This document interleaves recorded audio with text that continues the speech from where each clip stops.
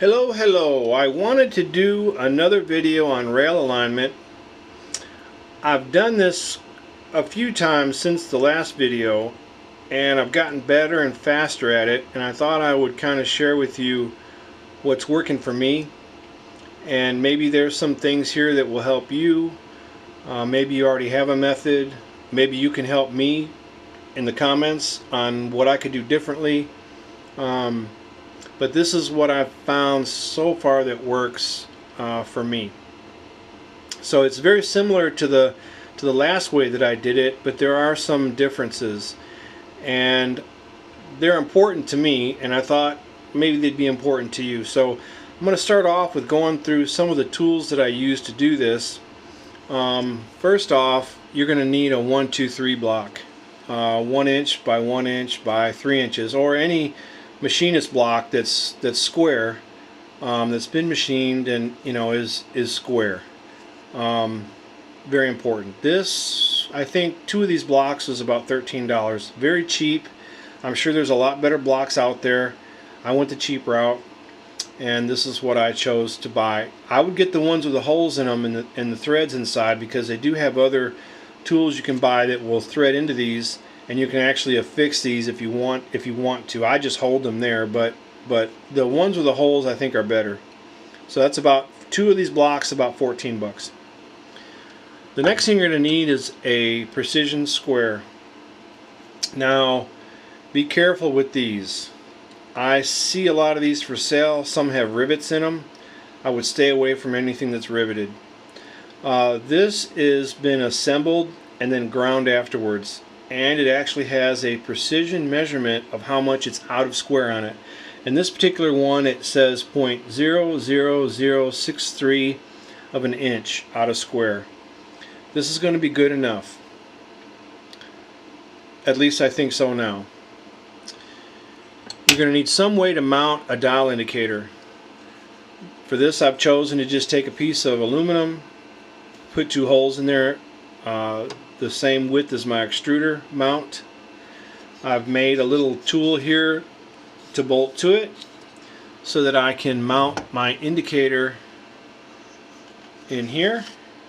I have a bolt I put in here to snug it down so it won't rotate. I like to use a 1-inch travel indicator, and what's going to be important is when you mount this and you have it against something, we're going to pretend now that this is actually touching something, and you see that it reads 0 right now. And if I pull this out and let go of it, it goes back to 0. And when you have this set up against an object, you'll want to pull this and let it go and see that it returns to 0 or whatever number it's on. Or if you tap it, it'll bump away from 0, and it should go right back to 0 or whatever number you have it set at, to make sure that it's going to repeat. Very important that you do that. Years ago, I used to calibrate CNCs, many parts of CNCs, and knowing how to use your tools is really important. You don't want to, bump it and then have it be off a thou or 2 thou or whatever, because it's going to screw up your whole process if you don't get that right. Now, my mount is pretty wonky. It's pretty long. The indicator's got a lot of weight to it. It's hanging off this thin piece of aluminum. If you just bump on it, it's going to change the indicator reading. But if you set it up on here, you get your indicator set up, as long as it repeats when you tap it or pull the thing and let go of it and it goes back to 0, you're good. I do have to slow my machine down to about 20 millimeters a second at about 1,000 acceleration. At maybe 5 square corners, just fine. It repeats, no problem. You can make a better mount, that's up to you. But this is what I'm using right now. It's working for me. Later on, if I feel like it, I'll make another one. You could also use a test indicator. They're much smaller, but they're very high precision, depending on the one that you have. They're pretty high precision, a test indicator is, and they can be harder to use than a 1-inch travel, but you're going to get a little bit more resolution out of a test indicator. But you don't need it. You can use a 1-inch travel indicator. It can be just fine. You can use a digital one. I like an analog one over digital. I just like to see it. I like to visualize it a little bit better. You know, that's going to be up to you. So this process is going to be with a rail. The cross has not been set to 90 ahead of time. My tool plate here on the bottom, the X carriage is affixed with 4 countersunk screws. It's very important that the countersunk bolts that you use, the head of that countersunk bolt is concentric with the axis of these threads. It is very important. The reason that I use countersunk bolts for the X carriage is that if I want to take this apart, I don't have to unbolt the 4 socket cap screws for the Y carriage. I'm sorry. I don't want to. I don't want to unbolt these 4. Those are the ones that are going to lock my 90 in. These 4 socket cap bolts underneath here for the Y carriage is going to lock this into 90. However, I want to be able to take apart my tool plate from this X beam and put it back on and have it go in the same place. And by having countersunk holes, it's going to go back to the same place every time. But if I have a bolt where the head is running out on it, well, as I tighten that down, it's going to shift my tool plate around, and then I have to do it all over again. And I don't want to have to do it all over again because this is a 2-3 beer job. Now, if you want to drink 2-3 beers, you know, maybe you want to use inferior components. It's up to you. But me, I don't want to do that. I want to get good bolts. This is not a good bolt, by the way. The ones that I have in there are good, and they are concentric. So, to start this off, I'm going to loosen up all 4 of my rail carriage blocks. And I'm not going to loosen them up a lot. Just enough that if I choose to pivot this, it will stay pivoted. So when I make my adjustment, it doesn't try to spring back against the force of it being tightened down. So I'm going to loosen those 4, and I'm going to loosen these 4 bolts for my Y cross, for this beam. It can move independently, and we're going to leave this one affixed on the tool head. And so what I'm going to do is I'm going to set my indicator up. I'm going to take the extruder off, and I'm going to bolt this piece right down here with 2 standoffs, and I'm going to mount my indicator so that I am on the flat plane of this rail, not in the groove. I don't want the ball of this indicator, the tip of this indicator, to try to ride in that slot in case there's some change in elevation of that rail, and then this indicator wants to walk in the curve of that where those balls are. It's going to change my reading. I don't want that. So I want that to run on this flat edge of this rail. So I'll have that mounted in here like this. And then what I'm going to do is I'm going to home X and I'm going to home Y. And then I'm going to move this indicator over to this edge. And one thing I forgot to mention is that before I indicate this in, I'm going to loosen all these bolts in this rail, and I'm going to center the rail to that bolt on the end, and I'm going to center it to the bolt on this end so that I have play to move that. And once I get that centered and I've homed it on X, homed it on Y, I'm going to move over and I'm going to put my indicator on this back edge over here. I'm going to zero my indicator, and then I'm going to tram down here, and I'm going to see how much it's out. If it's kicked like this, that means that the front home switch, front limit switch, front end stop switch, whatever you choose to call it, needs to be moved out further. Now keep in mind, my home is in the back right corner. Yours may be in the back left corner. In that case, you'll want to do the right rail first. So tram that in. I'm going to see that it's out. I'm going to go back, adjust my switch, home it, bring it back over, check it again. Keep doing that until at each end it's 0. I got 0. You know, that indicator will be at 0 at this end, it'll be at 0 at this end. When I move the machine down here and I move it back, it's going to be at 0 at both ends. At that point, I'm going to go ahead and tram this rail in. I'm going to tram the whole thing in 0, 25, 50, 75, and 100. Okay? Get that within 1/1000th of an inch. If you can get it 0, more power to you. I have 1/1000 is good enough for me. If you want it in millimeters, then go ahead and do some math there. I think it's what is it, 0.025 or 0.02, whatever it is. You can do inches, millimeters, whatever you want. So now that I've got that trammed in, and I'm going to tighten all those bolts down, I'm going to go ahead and I'm going to check my 90, because I've homed X and I've homed Y, but my switch for my Y could be out. So we've trammed this rail to this rail. This is basically our reference rail. We know that this rail is basically in the center anyway, and our frame is square, so everything's going to follow suit to this guy. So now that I've trammed my Y, I've homed my Y, I'll bring this back here where I can see, and I'm going to put my 1, 2, 3 block up against this rail and hold it, and I'm going to take my 90 and I'm going to go across this edge and put it up against there. What you can also do is put a flashlight down here shining up, so that when this square is against the 1, 2, 3 block, if there's any light that shines through there, you're going to be able to see it.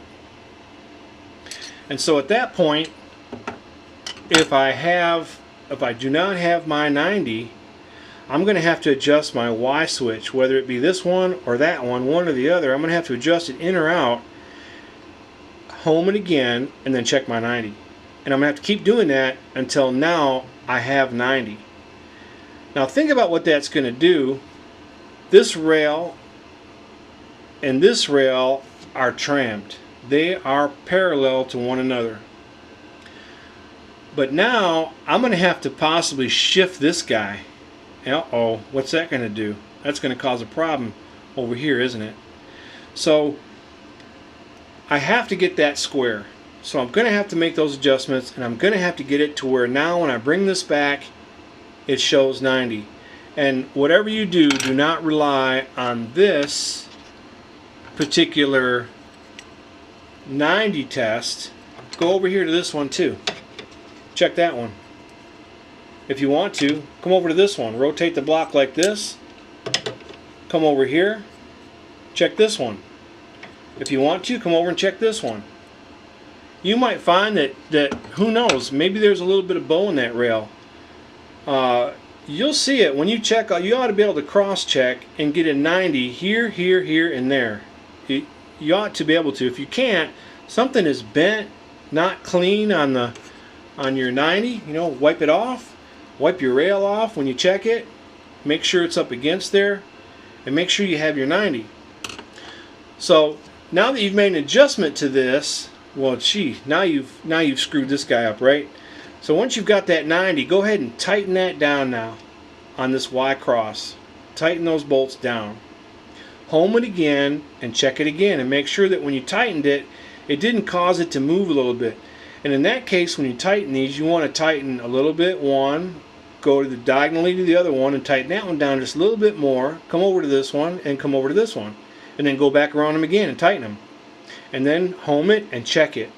Now that you got your 90 set up, you're going to have to retram this rail, because you don't want to twist this, you know, and get it out of its pocket here to where it's putting some flex on whatever it's mounted into. You want that to rest naturally so there's no tension on it. So you're going to have to go back now and put your indicator over here, and you're going to have to tram this rail again. Once you tram that rail in, now your switches are good for X and for Y. So now you can tram this rail in, tighten all your bolts down, do each end 25, 50, 75, 100, and get that one done. And then you'll take and rotate your mount, however mount you choose to make for it. You may have to rotate. I have to rotate mine over to this side, and then I have to put my indicator here and go against this rail. And then I'll go ahead and I'll tram that. Once I get that one trimmed, then I'm going to rotate my indicator this way, and I'm going to trim the back one. And then I'll rotate it 180 again, and I'll trim the front one. Now, here's a little caveat to this here. I have done this, and afterwards I have printed a skew test where I put 4 squares on there, and each of my squares has a diagonal on it so that I can measure diagonally and check for squareness. Okay, and I have done this with these tools, and the machine has not been square. Now when I say not been square, I mean I think it was minus 0.001 something. It was a small amount, but it wasn't square, and I didn't like that. I could correct that in Clipper using skew correction, but I didn't want to. I wanted to get it mechanically square. So like I say, after you do all this, everything's all... Now let me go back to where I was a moment ago, where we adjusted our switch, we homed it, we checked for squareness, you know, we got it square, we trimmed all of our rails. Now we have to go down and tighten all of our carriage blocks down. And you want to tighten those down with the motors enabled. So you'd want to home it, move it to the center, and you would want to lightly snug down these 4 crisscross pattern. Come to this front one, lightly snug those down, crisscross pattern. Not fully, lightly. Do this one, go back to this one, tighten more. Go back to this one, tighten more. Go back to this one, tighten more. Go back to this one, tighten more. Now you got them all tightened up. Your cross is tight, all your carriage blocks are tight. Now you've got to home it again, take your indicator off, home it X and Y, and then go ahead and do a 90 square test and make sure that's okay. If you want to, you could even go and check one rail, this rail and the back rail, or this rail and the front rail, and see that they still tram. Because it is possible that with these blocks, that's why I don't want you to loosen them up too much. If you loosen them up too much and they twist, my particular switches are homing off the block itself, not off the carriage. I need to change that so my switches hit the carriage instead, but there's not a lot of space in there, and I need to change it up so that they actually click off the carriage block itself instead of the upper part of the carriage instead of the carriage block. That's really how it should be done, because then this block will not affect that switch in any kind of way. So I go back and I actually test 2 rails again after it homes, and I've tightened everything down to make sure that they still tram, you know, within 1/1000th of an inch. Okay, now at this point you're done. Well, you're going to want to print a skew test. So you'll want to print a skew test, and you'll want to see where you're at. If you're out, I have figured out a way to take the skew numbers and determine which limit switch is wrong. And I will make a correction on that limit switch, but anytime I make a correction on the limit switch, say it's this front corner, and I move it this way, now this beam is going to go like this. I mean, I'm exaggerating that, but what does that mean? That means now this rail is no longer square with this rail. It's no longer parallel.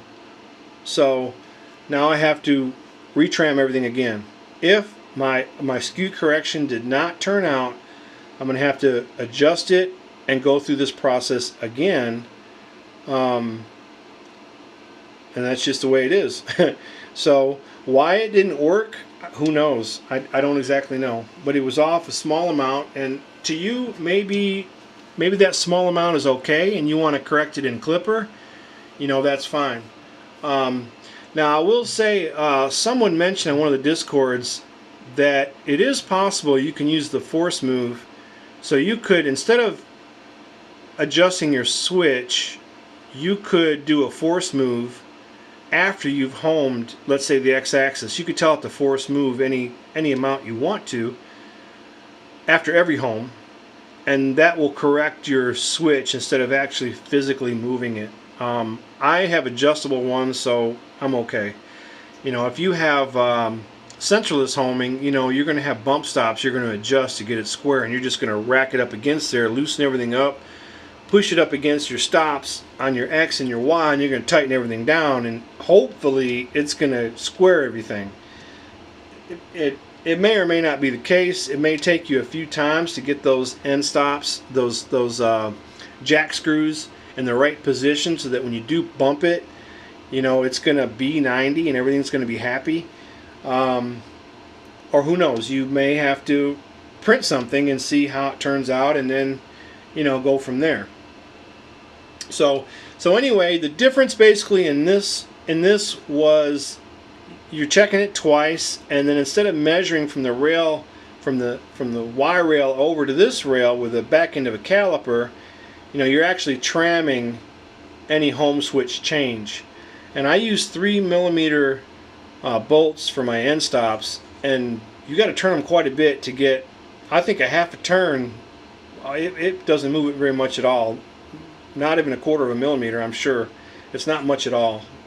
Of course, I guess that would depend on the pitch. So anyway, so this is my little updated change on aligning your rails and getting your cross 90, and showing you some of the tools that you can get, which are really not that expensive. I mean, you pay more for a hot end than you would these two little tools. You're looking at 30 bucks here for these two tools. Of course, another 20, 30 for this guy here, and you know, so I don't know, 50 bucks, 75 bucks, you know, whatever. So well, anyway, well, that's it. I hope you learned something from it, and if you got something you want to comment about, we'll just put something in there, and I'll see if I can utilize that for any of my future rail alignments. So this could also be applied to Core XY. It just wouldn't be not nearly as involved, but it is a good idea to use a dial indicator to align your rails, just so you know that you're not binding your rails, and that you've got a smooth, you know, everything's moving smoothly, and you're not going to prematurely wear out your hardware. Alright, until next time.